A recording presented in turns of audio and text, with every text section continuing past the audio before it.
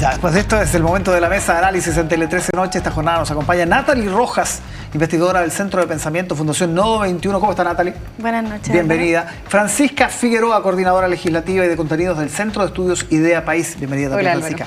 Vamos a comenzar hablando de lo que veíamos recién, ¿no? Esta primaria cada vez más candente, diría yo, con un enfrentamiento que va en aumento, sobre todo entre las candidatas Jara y Toá. ¿Cómo lo analizas?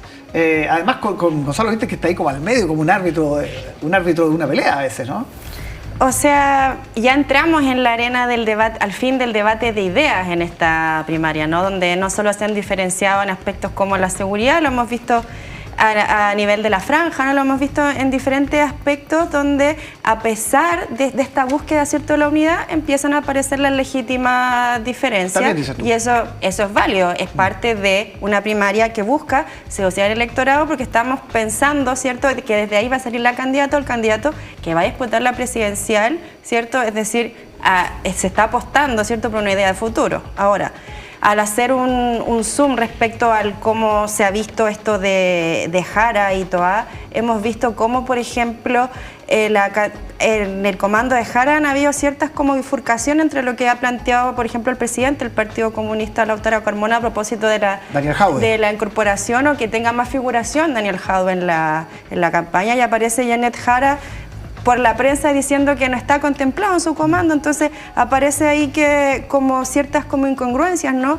También a propósito de estas diferencias vemos cómo Janet está planteando a nivel de modelo económico un modelo que pueda ser más setentero. Entonces, en ese sentido uno se podría plantear, ¿está pensando realmente la candidata en el Chile del futuro?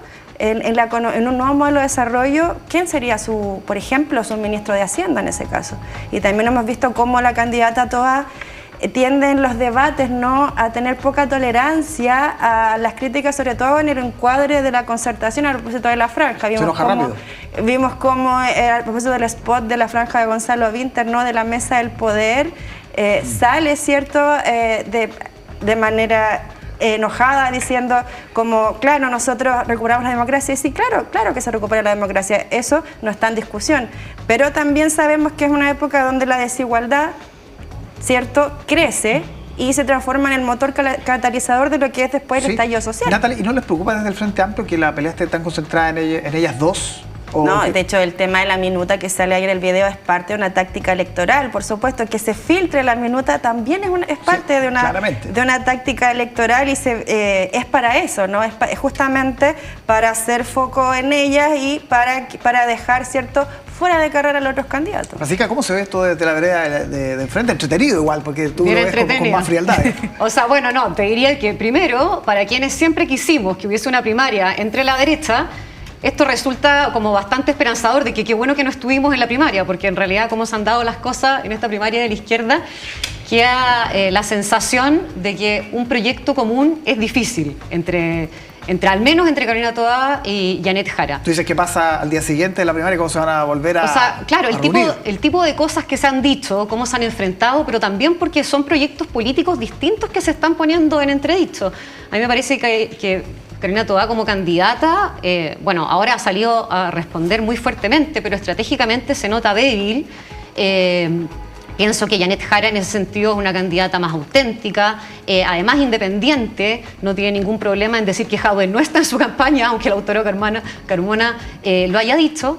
Pero, por otra parte, Janet Jara sigue siendo el Partido Comunista, por lo tanto no tiene vocación de mayoría, y en ese sentido Carolina Toá sigue siendo una candidata con un mayor futuro, un futuro más provisorio, digamos, de cara a las elecciones. Ya, ¿tú piensas que es imposible que gane una candidata comunista? Porque eso se ha dicho, ¿no? Que prácticamente está escrito en piedra, aunque ella renunciara a la militancia, que es otra de las cosas que se dice que podría pasar si es que gana la primaria. En esta elección presidencial yo creo que es imposible que Janet Jara gane, aun cuando la reconozco como una candidata muy auténtica y con muchas cualidades. Tendría que prepararse el país, digamos, como para recibir a una candidata comunista. Pero podría ser que ganara las primarias si se mantiene fuerte. ¿No está preparado el país para una presidenta comunista? O sea, a mí me parece que decir algo así es profundamente anticomunista y atenta incluso contra los valores democráticos que este país tiene. Es decir, estamos pseudo excluyendo a una candidata por su militancia. A mi modo de ver no tiene que ser así. creo que además el rol del Partido Comunista, no solo en este gobierno, recordemos que no es la primera vez que están en el gobierno, también fueron parte de la primera mayoría y gobernaron la nueva mayoría. Junto a la exconcertación, claro. Entonces, y teniendo cuadros políticos de alta envergadura, como la actual senadora Pascual, ¿no? Entonces, a mí no me parece que Chile tenga que prepararse, todo lo contrario, creo que aquí se trata de un debate de ideas, va a ganar el candidato o la candidata que logre convocar más con su programa, con sus ideas a la primaria. Y eso es lo que tiene que ser en el fondo, y no podemos excluir a nadie, y eso de prepararse o no, aquí el Partido Comunista tiene una historia democrática en este país, es uno de los partidos que también se pone, ¿cierto?, a la hora de convocar al país a la hora para la recuperación de la democracia cuando estábamos en dictadura. Pero toda la mirada internacional que tiene el PC no es un lastre ahí, una mochila demasiado pesada, seguir defendiendo a Cuba, seguir defendiendo a Venezuela, Corea del Norte. Yo siempre he dicho, el día que el Partido Comunista se saque esa mochila va a crecer muchísimo, pero no quieren, no sé.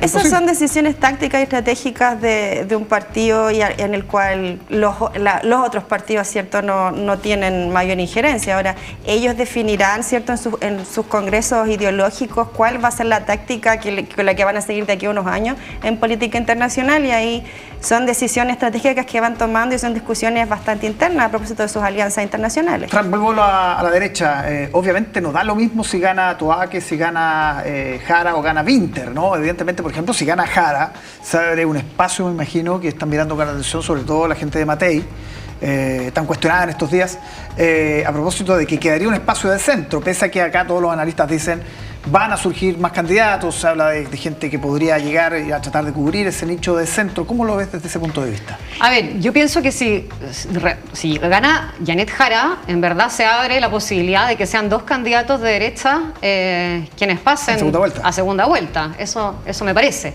También me pareció, ahora que estaba viendo en el fondo los titulares, cómo en el fondo están hablando de seguridad candidatos de centro izquierda. O sea, realmente se metieron en lo que es normalmente un programa de derecha, y tenemos a los candidatos de izquierda discutiendo sobre eso.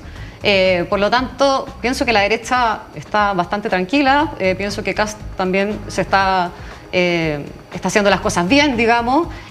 Matei ha tenido cambios, pero pienso que va a salir fortalecida.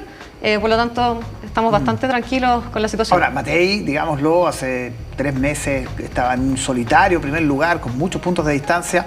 De acuerdo a las últimas encuestas que conocimos antes de la veda electoral, ya la había alcanzado Kast, incluso superándola. Y los sondeos que se conocen, no se pueden publicar, pero se conocen una vez que comenzó esta veda, incluso ya con Janet Jara más o menos cerca. Entonces, ¿qué pasa ahí? En ese sentido, sí, ha habido mucho horno forzado, muchos cambios, muchas presentaciones. ¿En qué momento se afirma el comando de Matei, que hoy día a todo esto está con licencia? Sí, o sea, bueno, claro, sí. Matei justamente entiendo que enferma, y bueno, y tuvo una baja, pero por una razón completamente personal de la persona de su equipo, ¿verdad?